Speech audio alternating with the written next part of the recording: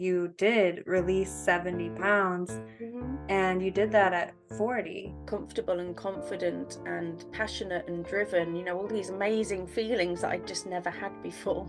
I can do all these things. I've got a degree. Why can't I lose weight? And it's sort of that, but what it came down to was belief. I didn't believe that I could lose weight. It's about changing our relationship with food, and ultimately changing our relationships with ourselves. It's not about the what, which is what most diets focus on. It's about the why, the how, the when, the who with.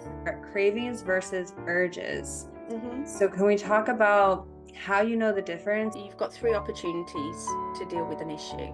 So before, during, or after. Our emotions will get trapped in our body. How can they avoid giving in to that craving? Once you see something, it becomes easier and easier to then see the patterns happening the next time. 85% of our life works on our subconscious, and we don't even know that what we're doing, why we're doing it half the time.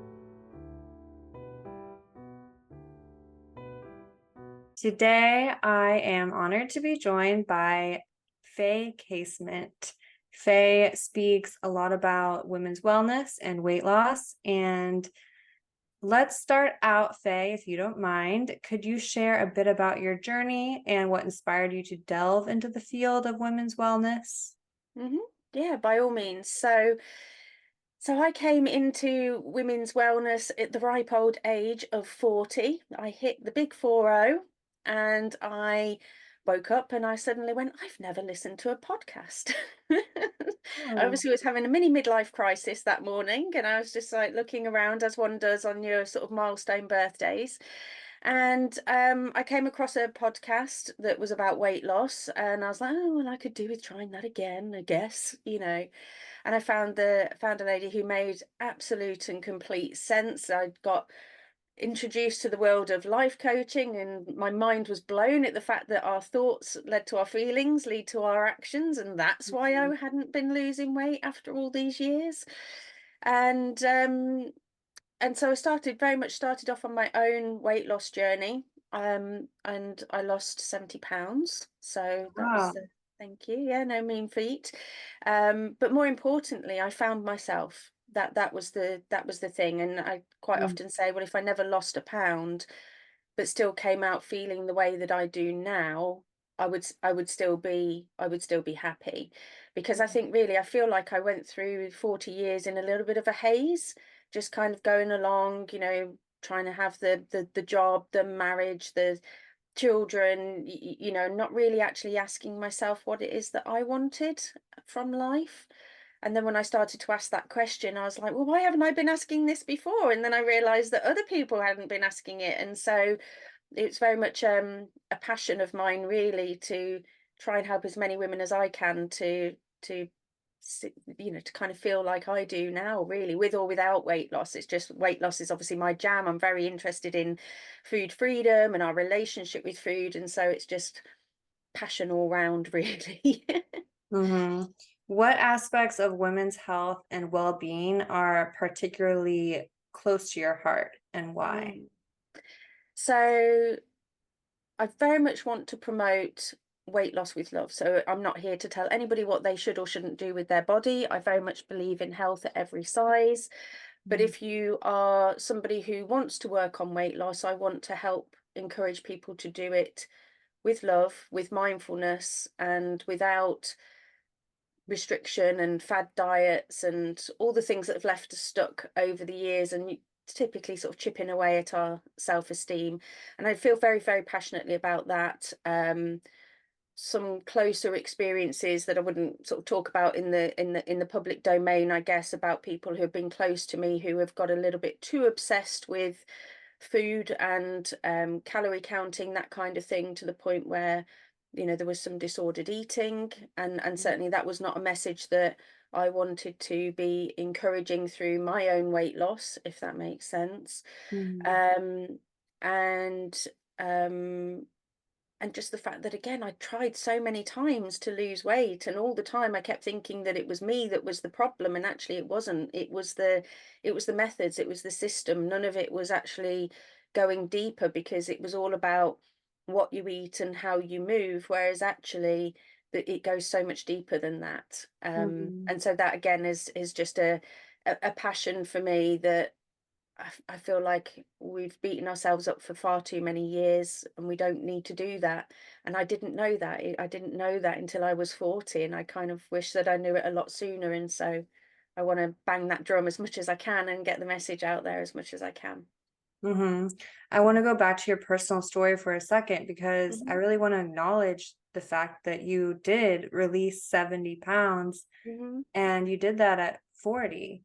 Yeah, yeah, And and uh, I had, I have got perimenopause in tow as well, so it was very um, uh, slow going because of that. My weight loss was very much connected to my cycle as well, mm, um, and um, and so yeah, you're never too old to do whatever it is that you want. I say whether it's weight loss, that was my journey, my passion, and where my interest lies. But whatever it is that you want to do now, I feel that I've got the tools on board that I could use them towards anything that I want to do, really. mhm. Again, that's the belief, the self-belief that I then had after years of struggling with self-esteem as well, since my teenage years, to finally feel comfortable and confident and passionate and driven, all these amazing feelings that I just never had before. I love that so much. I actually, full transparency, spent my morning diving in with you on your YouTube channel, and you have some amazing content on there. And just from spending the time that I did looking through and listening to some of your videos, it's very clear that you are not cookie cutter in your approach. You're not telling people you need to eat this many calories, you need to work out, you need to do XYZ. It sounds like for you, it's a holistic approach. Hmm. Like it's not just about the weight, it's more of internal work. Yeah, absolutely. It's about changing our relationship with food, and ultimately changing our relationships with ourselves at the end of the day. Many of us who have struggled on and off with our bodies, our self-esteem, our weight, and I always use that weight loss in air quotes because again, for me, it's kind of what everybody knows and what people talk about, but actually, like I say, it's so much more than that. And very much so that holistic, as cliched as it might sound, mind, body, and soul. And going, like I say, doing the deep work and going internally. So, at the end of the day, any diet will literally work if you can stick to it. But anybody who's ever dieted typically doesn't stick to it very long. And there's a reason for that. And we need to dig into that. And so for me, it's not about the what, which is what most diets focus on. It's about the why, the how, the when, the who Mhm, with, and how life and weight loss all goes together. Um, mhm. and it is a jigsaw. I do talk about this metaphorical jigsaw, really. I'm glad that you brought up mind, body, soul because you do have a course that covers that. Could you provide an overview of what participants can expect to gain from this holistic approach to wellness? Yeah, absolutely. So my whole methodology, I called my business the AAA Way Limited. Mm, And for me, it's about getting awareness, taking action, and accountability. So it was the AAA Way, the three A's. And so my course leads you through that journey effectively. And everything starts with awareness. So again, I felt like I went through my life in this haze for 40 years. And so just even starting with awareness and having awareness about what you do, when you do it, why you do it. Sometimes you then can't unsee once you've seen it, if that makes sense. And so mm, the starting part in the food freedom course that I've got is it's about gathering that awareness. So for example, my ladies would get a planner. It helps them to look at what they're doing on a daily basis in and around food. It's about changing our beliefs at the core as well. So, often we'll have things like we'll have beliefs like, weight loss is hard because of all the years that we've tried to diet and failed. And so the method is a very gentle method that helps you to change those beliefs by showing up for yourself in and making little micro steps. and then, like I say, it leads you into action. So when you are ready, you can start to level up. You can start to work on the thought work, which I call mind injury, because it's all about trying to make it as fun as possible as well. Because, I don't know about you, but if you've ever calorie counted points, it's so boring. Yes. It's boring, it's restrictive, and I don't want it to be like that.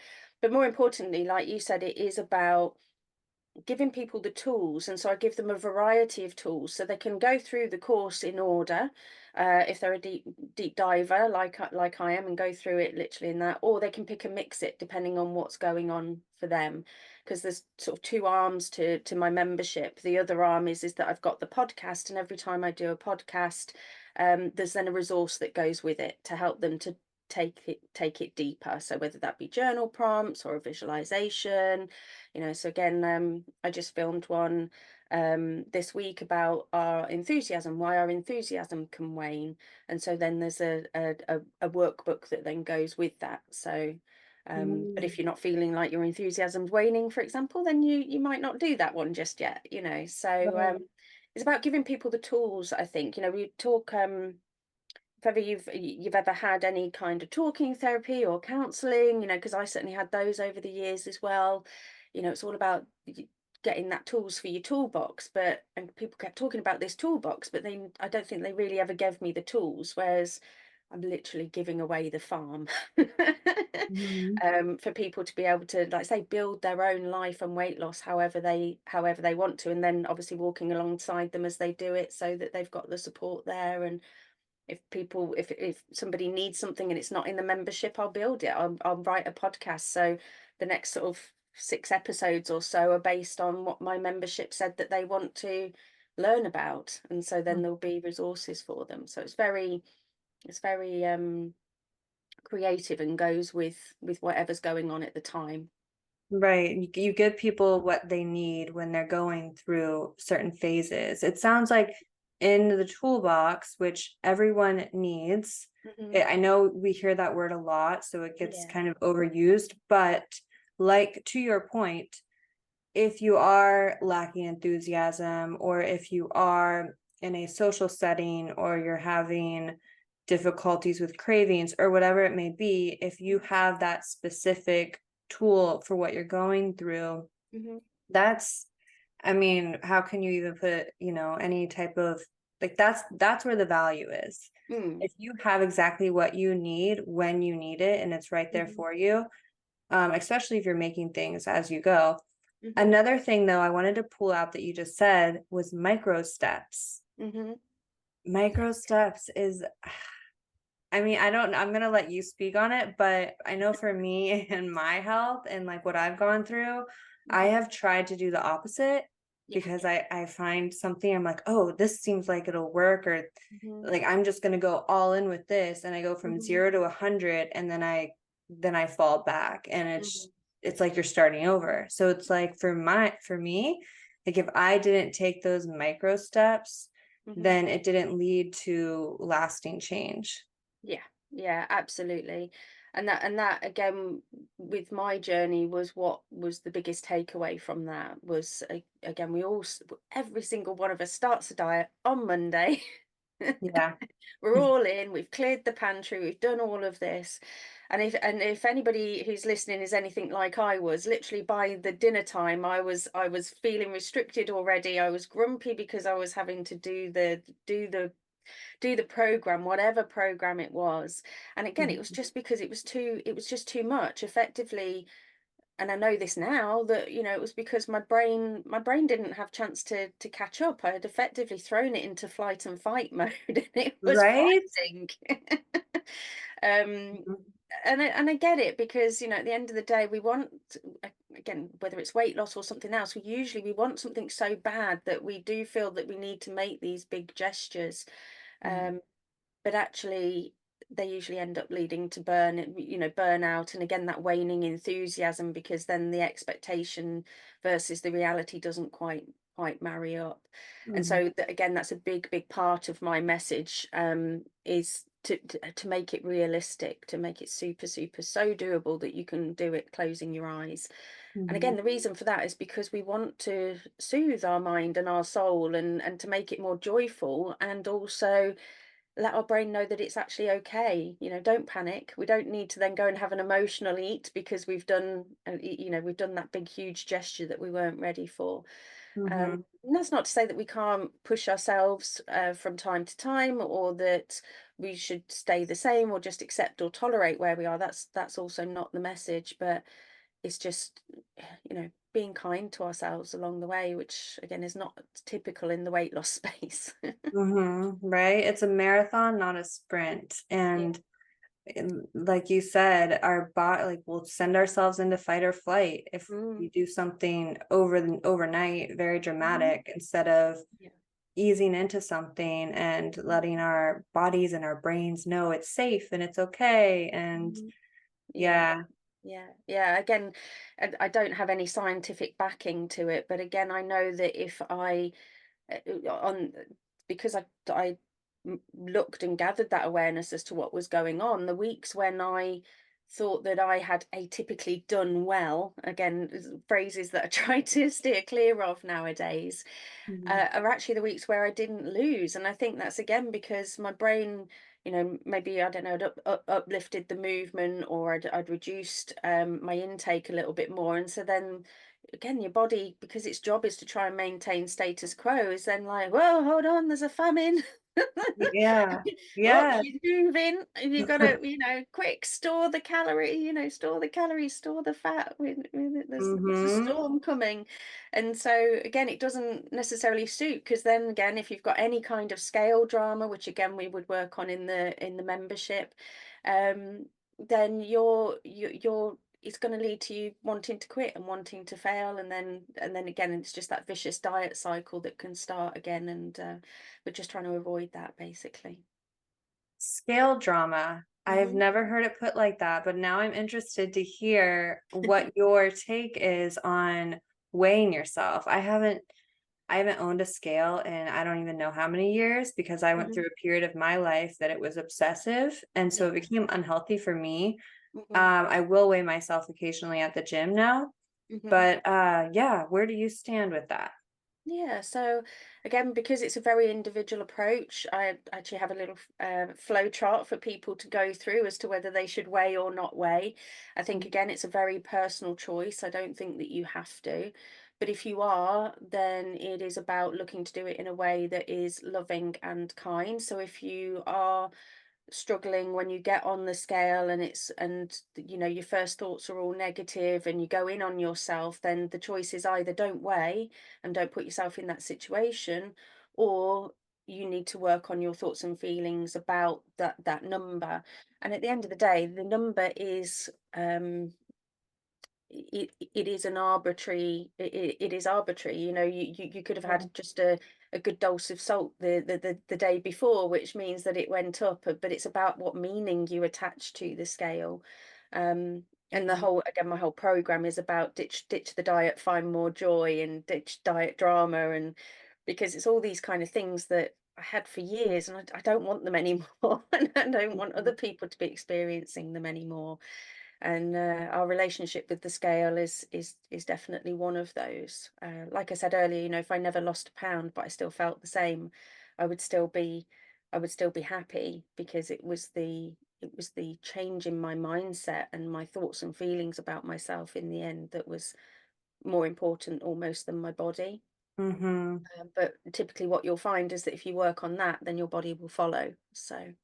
Absolutely. The feeling comes first. Mhm. And as far as weighing yourself and the size of your clothing, I think the days of those numbers mattering are over, Mhm. because as far as how much you weigh, it can depend on how much muscle you have. The scale number doesn't tell you how much muscle and how much fat. So No. you could weigh the same, but your body could be changing.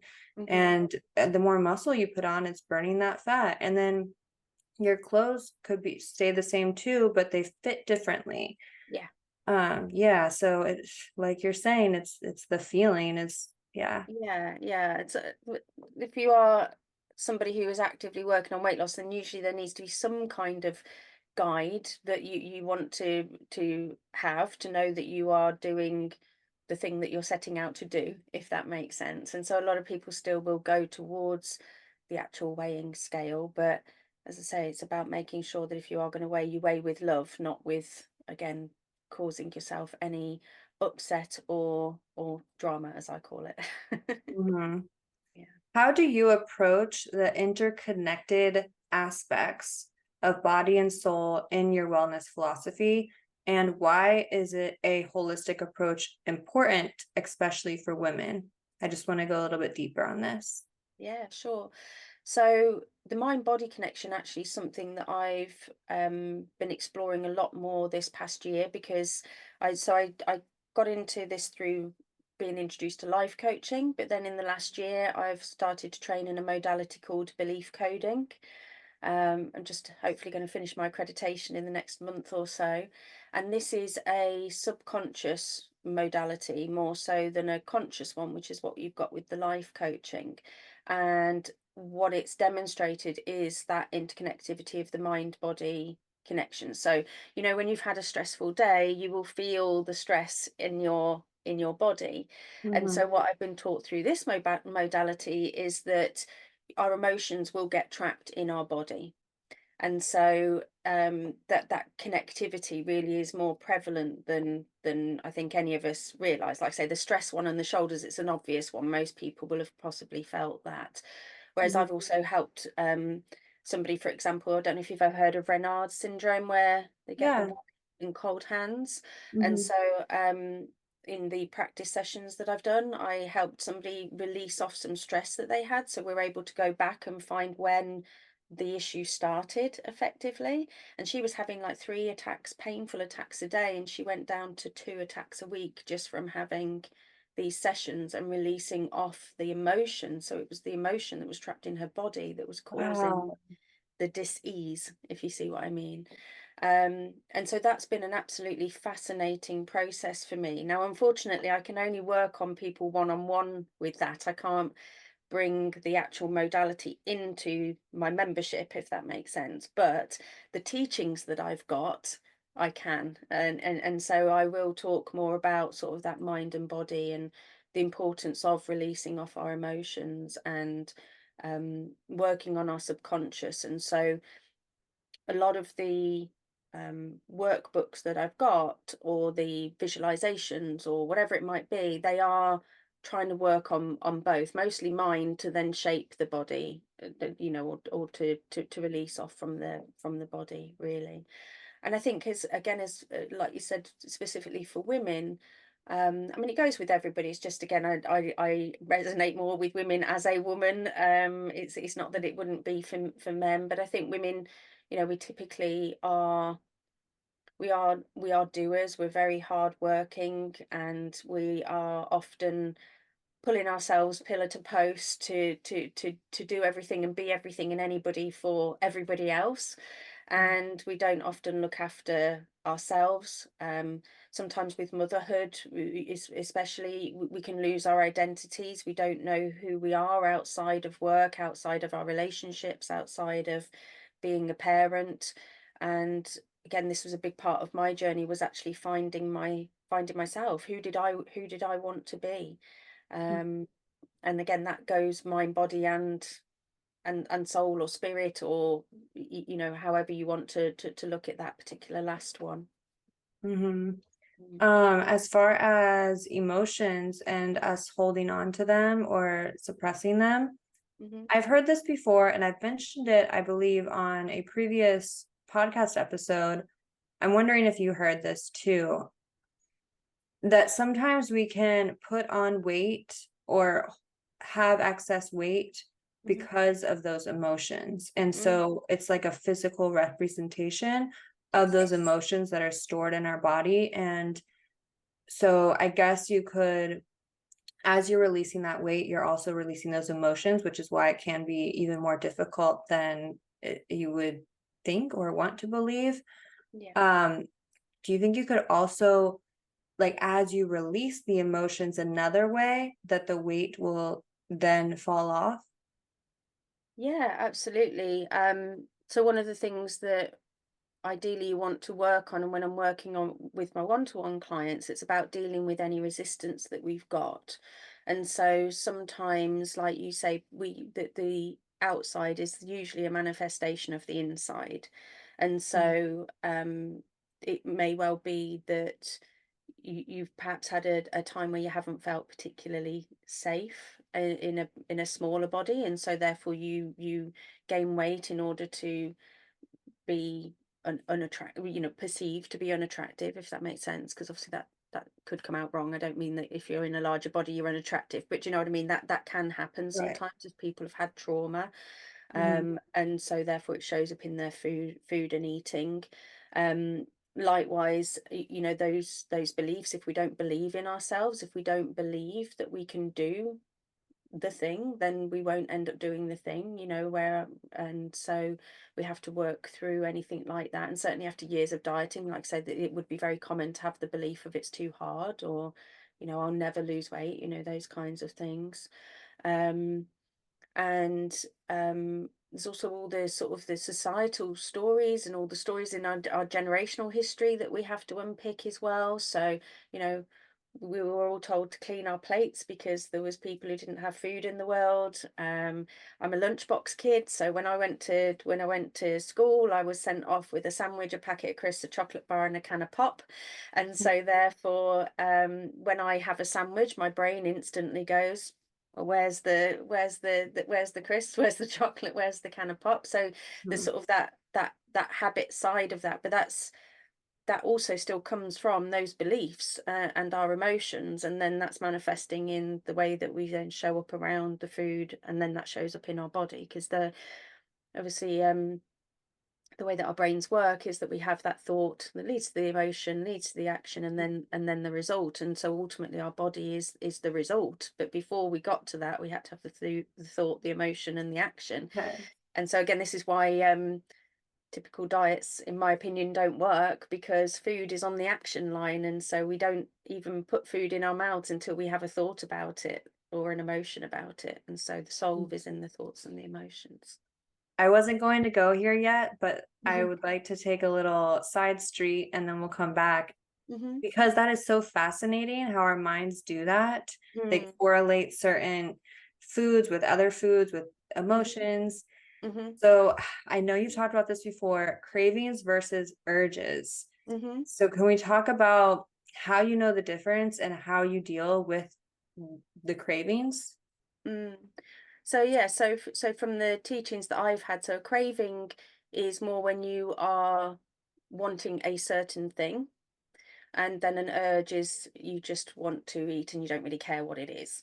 Mm. But they are different from true physical hunger, because they're more emotional in nature. And so if you're craving something, it's usually, so you'll say you're craving chocolate, and you're craving that chocolate because of an emotional reason. So chocolate, for example, could bring you happiness. It could have a family association, and therefore every time you eat chocolate you're getting that same emotion that you used to have the first times that you ate chocolate when you were younger. And so that craving is why you are craving that particular food, for example. So for me personally, I used to bake a lot with my nan when I was little. My nan was the she's the one person who I would say I've just complete and utter love for and from, if that makes sense. Not that other people didn't love me, but she was just this soft, gentle woman who I used to go over, and she would look after me. And so we used to bake. So if I am in need of comfort, I will crave baked goods, because I'm going to get the same emotion, the same feeling that I used to have when I used to bake with her, basically. Mhm. Whereas an urge is usually about trying to get rid of something. So I tend to, in my personal situation, I tend to get overwhelmed quite easily. And so therefore I will procrastinate a snack. So I will, Mhm. if I'm feeling even vaguely overwhelmed, my brain is like, oh, we don't want to feel this overwhelm. Let's go and have a snack, Faye. That will cure it, because it Yeah. knows that, again, food's going to make me feel better. But it could be any food. And so that then is more of an urge to eat. Okay, for those that are listening, when they get a craving like that, Mhm. say they're feeling a certain emotion, they get a certain craving. Mhm. Now what? How can they avoid giving in to that craving? Yeah, so I'll say all the time that it's you've got three opportunities to to deal with an issue. So before, during, or after at the end of the day. So we my encouragement would always be to continue to do the inner work even when you feel like you're not needing to do it. And so that's the preventative way of dealing with that, because if you, again, you've gathered that awareness, you know that when you need comfort you go towards baked goods, you know that when you're feeling overwhelmed you will get the snack attack, then then having that awareness is preventative, because then, just again in itself, like I said at the start, once you see something, it becomes easier and easier to then see the patterns happening the next time. Mhm. If you're in the middle of having a craving or an urge, then it's about trying to take a mindful stop if you can, so that you can just actually sort of drop in on yourself, recognize that you are having a craving or an urge. Typically, most emotions will pass through our bodies in a couple of minutes, and so if you can find something else to do, you could do that. In my membership, for example, I've got a visualization which helps them to kind of project the feeling away instead of going for food. Um, and ultimately just asking yourself, what is it that I actually need right now? What's going on, love? How are you? What's having a little chat with yourself, and asking what's Mm. actually going on, and then trying to give yourself that instead. So again, if it was me and I was feeling particularly overwhelmed, the the the sign that I'm overwhelmed is the thought we should go eat. And so that's actually a trigger then for me to go, oh, hold on, I'm telling myself that I need to eat here. There's something else going on because I'm not really hungry. So what's going on? And then you can also deal with it after the fact as well, that if you do have an overeat, again, no big drama, just something to learn from. How can you get curious about what actually happened and then move forward with love? And so after the fact, you can also do a loving assessment as to what actually went on, and then say to yourself, okay, well, if this happens, what will I try next time? And so again, it's just about trying to change those habits, change those loops all the time, which again for me is all missing from normal diets. It doesn't help if you've got, because if you were calorie counting, for example, um, then and you've got a craving or an urge, but you're within your calorie allowance, you're still going to eat that, but that's not curing that relationship with food. That's not curing the fact that you went for that food because you were in emotional need, not because you were physically in need of that food. Ah, wow. Mm. I've not thought of that. Yeah, and so So you've then, yeah, sorry, I Go was just gonna ahead. say that then when people then get to the end of the day and they don't have any calories left, for example, that might be because, could be, I mean, it's speculative, because they've eaten them earlier in the day, but for emotional needs, not for physical needs. Right. So they fill up all their calories with Yeah. empty calories Yeah, that filled, like you said, their an emotions, but emotional they're hole rather hungry. than yeah, an emotional hunger rather than a physical hunger. Yeah. Right. Mm, Um, yeah, that's worth a pause to mm, reflect on. mm, My next question for you, cravings might be one of the answers, but mhm, I would like to know what are some challenges that are common that you've observed when it comes to weight loss for women, and mhm. how do you address those in your work? Yeah. So I think self-belief, I think typically is one thing, and certainly self-belief with regards to our abilities to lose weight or to change our relationship with food. Um, Again, for example, with me, I'm an employment law consultant by day. I'm a smart, intellectual woman who does smart things all day. And so then when I was losing, when I was trying to lose weight, it was like, I can do all these things. I've got a degree. Why can't I lose weight? And it's sort of that. But what it came down to was belief. I didn't believe that I could lose weight, and so I didn't take the steps to the steps that I needed. And so it was about trying to shift. It's just about trying to shift those beliefs all the time, whatever it is. so it's difficult to say in a way because it is quite it is and it does need to be an individual thing. So a few examples recently was someone was saying how they felt that they were concerned about loose skin, for example. And so therefore that subconsciously will be holding them back because no, I don't want the loose skin. Mm, We can also have an inner rebel, which again I've been working on lately, trying to explore my authority voices. So when we're little, we will have had an authority figure, and so typically, how we show up around setting ourselves rules or loving boundaries is how we'll try and set them the way that our caregivers did when we were children. So, for example, if you had somebody who, so if you had a parental figure who was like, do this, do that, do the other, then that's the way that you talk to yourself now. And actually, mm, what probably then happens is then your inner teenager comes out and then, oh, I don't want to do that. You know, so it's almost like you're living out this parent-child relationship that you had when you were younger. But again, you can change some of these things, certainly with the belief coding. And so I've done an experiment on that recently with myself where I've effectively changed my inner authority voice to one that was quite you must, you should, to one that's more like my nan's. Actually, I've sort of put my nan's more loving, more caring voice in so that again I've got more chance of doing the thing because I'm just treating myself nicely. And I think mm, that's where the biggest thing out of all of it, and is that's why I chose to call it weight loss with love. It is about giving ourselves that unconditional self-love and doing things from love rather than because we think that we should, must, or have to.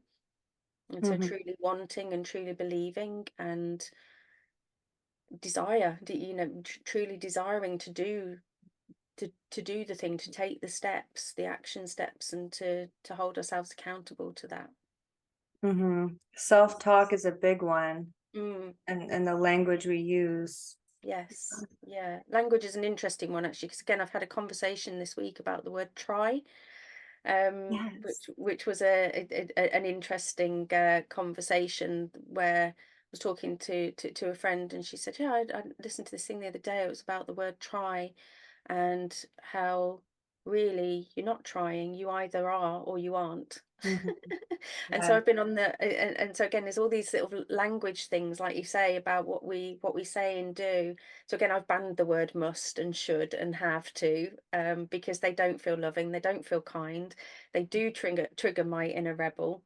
But again, it's all part and parcel of gathering that awareness and then deciding, well, is that something that I want to keep, something that I want to change, Mhm, or something that I want to stay. And so just living that more intentional, authentic life, really, rather than again just bimbling through in a fog like I used to. mhm. So, Yes, and it happens gradually. It's like those little micro steps, maybe one word at a time. You start mm, noticing when you feel it in your body, ah, that doesn't feel right. What else can I mm, use? mhm, And for the word try, mm, there's this, I heard this one time and I'll never forget it. Someone said, Take a piece of paper. mhm, Now try to tear it." mhm, And when you tell someone to do this, they're so confused. And, it's like, what do you mean? And try to tear it. You mhm. can't, you can't try to tear it. You're either going to tear it or you're not. Yeah, yeah, yeah. Yeah. Yeah, and it was yeah, it's just, it's fascinating how, like, say, just one word can mean far more than you actually think, you know, whether it be that you'll, and I was thinking about that this week where, and I nearly went to write it on my plan last night when I was assessing my hunger yesterday, because I had a rather particular hungry day yesterday, but I think it was mostly emotional. And so I was writing about this, and I tried to listen to my hunger, and I went, oh no, actually I didn't. You know, did I try? No, that was me writing to try and soothe myself and tell me I tried. It was okay, I tried. Whereas Yeah. actually I didn't. But if I'd have kept on with using the word try, that would have been not really been taking full accountability for what happened, which was that. I didn't probably, I didn't try as hard as I could have done because I was emotional, because I was tired, because and so Mm. it was actually a barrier for me really digging into what was going on. And so it's definitely a word that I'll be looking at more. Mhm. And like say, that's all part and parcel of the work as well, is finding out, like say, the language that we use with ourselves about the things that we're doing, and just digging into all of that a little bit and seeing where it gets us with curiosity. Mhm. The community aspect is prominent when it comes to health. Hmm. I think that's very clear, especially now that we are so separated in today's world and isolated. Hmm.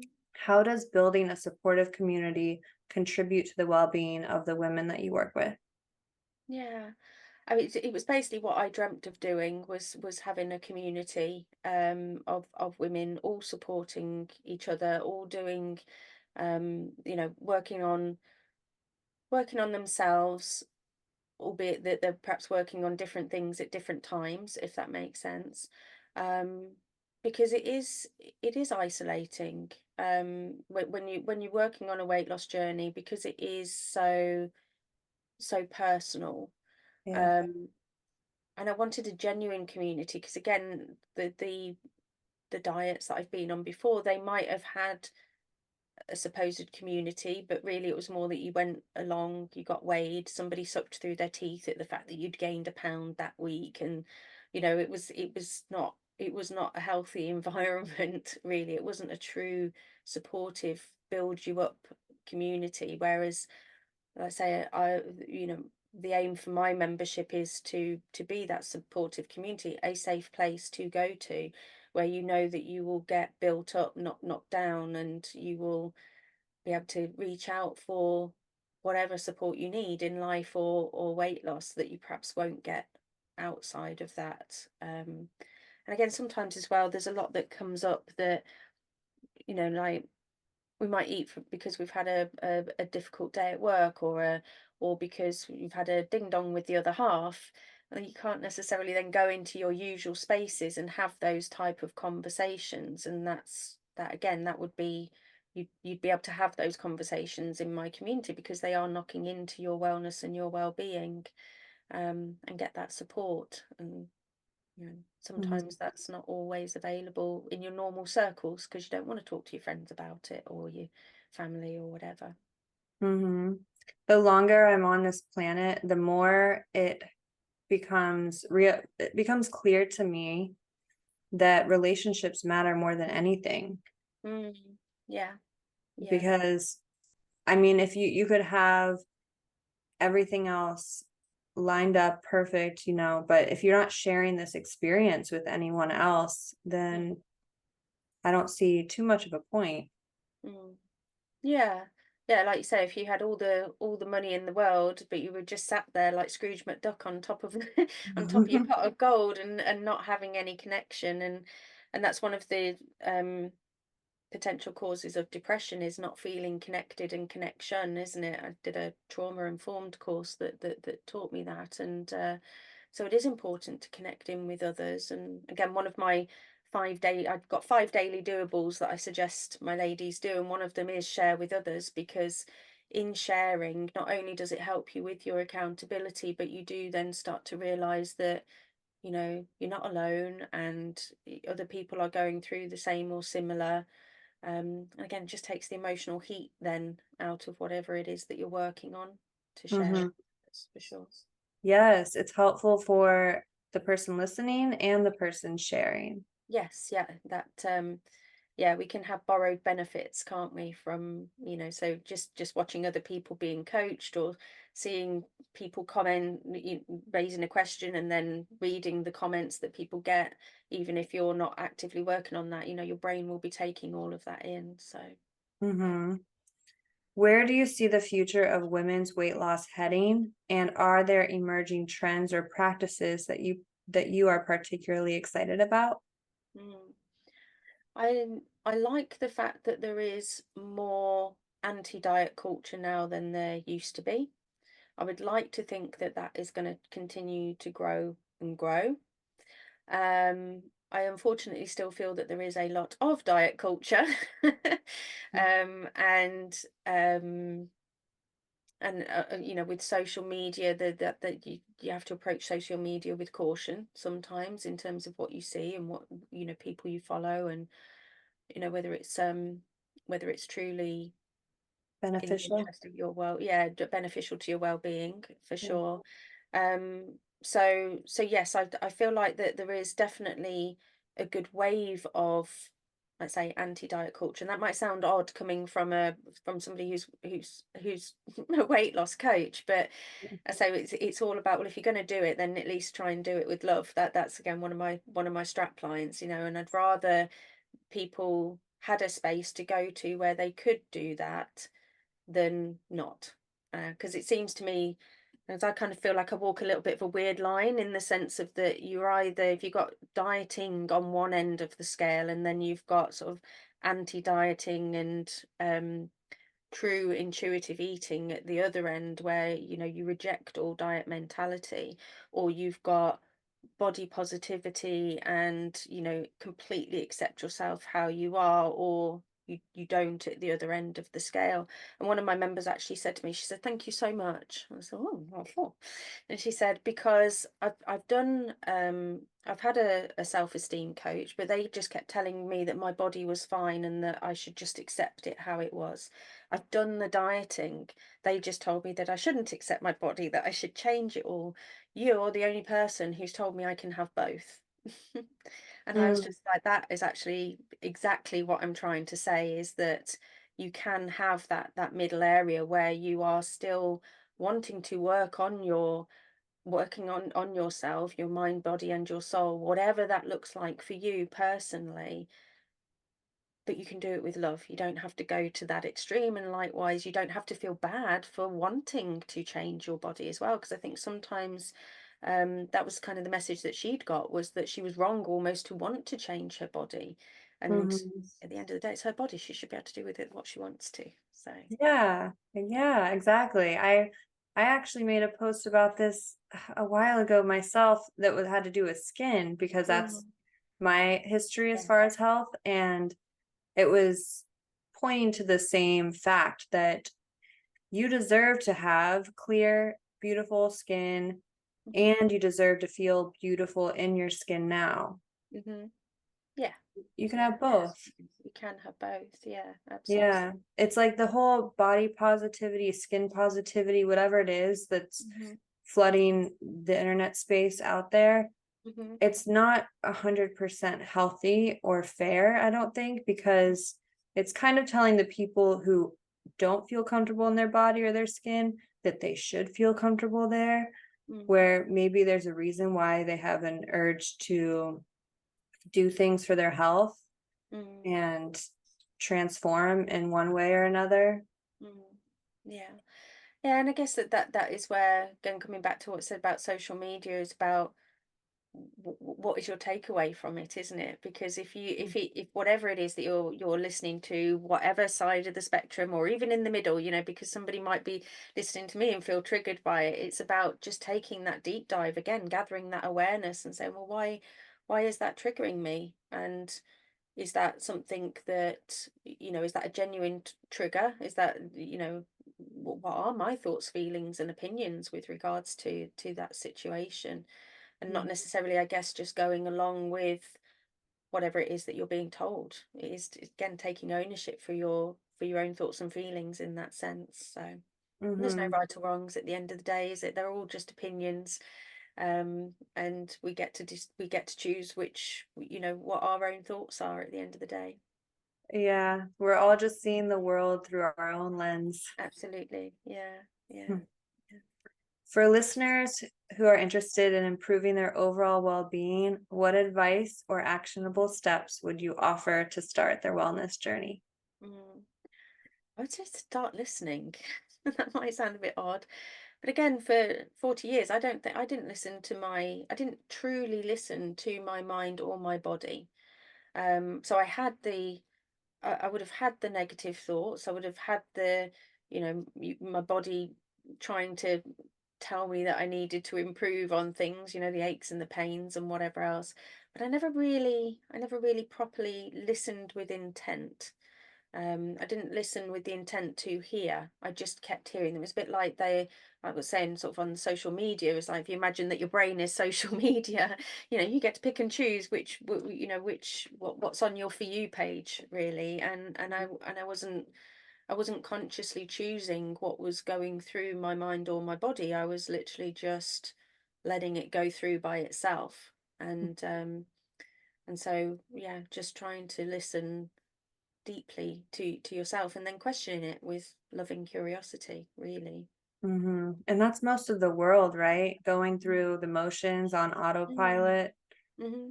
Yeah, Yeah, and again, it's how our brains work. 85% of our life works on our subconscious, and we don't even know that what we're doing, why we're doing it half the time. It's just sort of our pre-programming, effectively. But right. actually, you can stop and listen to that, and sometimes, if you want to, is have a little natter as well and see where that takes you. So Mm-hmm. you will get a you will we all have those answers within. We just need to stop long enough and ask ourselves the question as to what it is that we need.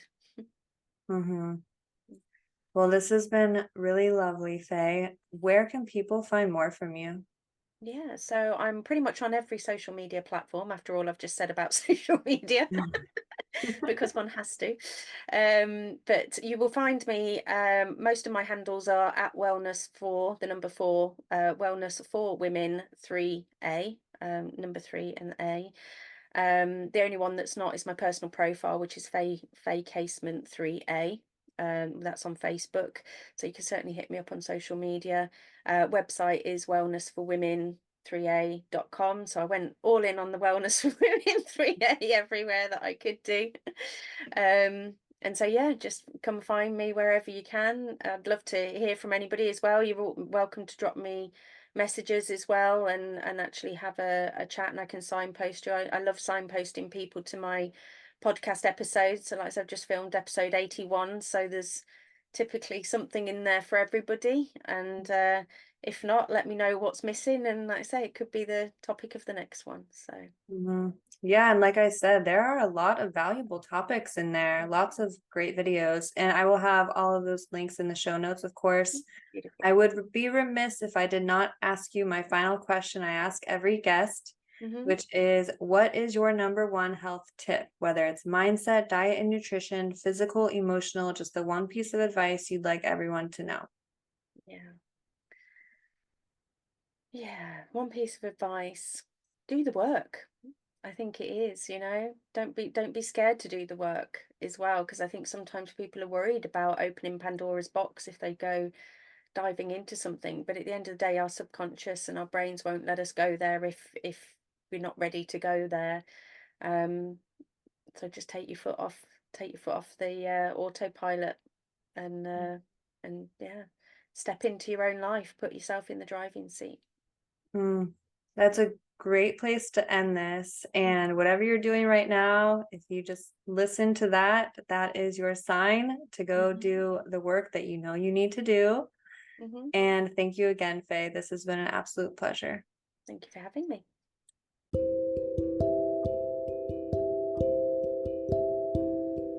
That concludes this episode. If this resonated with you, please give it a rating and review. And if you have any questions, please feel free to reach out on Instagram. I would love to hear from you. Links are in the show notes. I sincerely thank you for your time and your presence.